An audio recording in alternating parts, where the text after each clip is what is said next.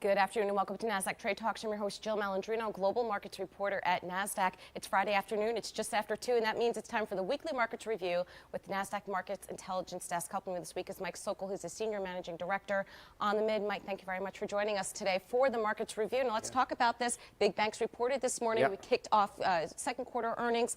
Pretty good numbers out of the banks, but kind of a muted reaction. Yeah, I couldn't agree more. I think, Citi, if you look at the bottom line, they beat. There was some other levers that people were a little bit disappointed in.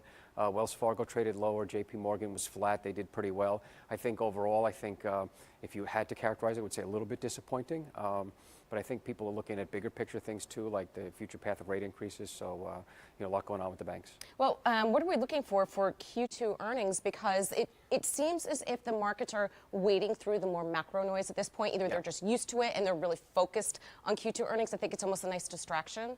Couldn't agree more. Everything the last few weeks has been about tariffs. And I think the shock value of the tariff headlines has been abating. So people are looking to focus on something more real world like earnings, where the data is immediate as opposed to tariffs, which is, it's going to play out over many quarters. As far as earnings, we've got 61 next week, but we're looking for 20% earnings growth for the second quarter, which would be pretty good. First quarter was above that. It was almost 25%. And so the question people have is, was first quarter the peak? As evidenced by the Caterpillar CFO, when he said on his earnings call it might be, more or less peak earnings for that company, and the stock sold off $5 and the market sold off.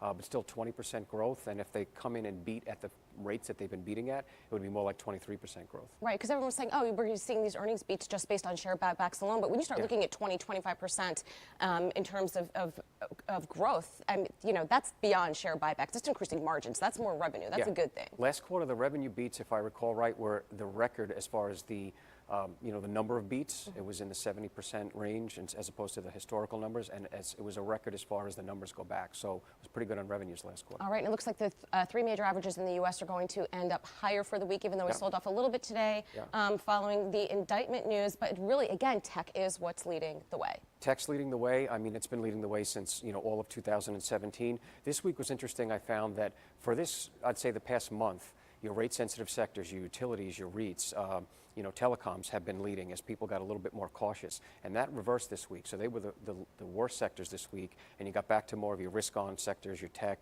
consumer discretionary, healthcare are doing better. All right, and to wrap it up, let's look at the trading week ahead. There's a couple of, besides earnings, you said there's 62 companies coming up, but there are a number of economic data numbers that are coming out. We have retail sales on Monday. I'm curious to see how that's going to play out. Yeah, retail sales, obviously people look for the health of the consumer. Tuesday you have the Fed speaking in front of Congress, which is always of interest because people try to parse that language. We're at just over 50% in terms of the odds of a fourth rate hike, so people are going to be looking very carefully at what's said in the Fed.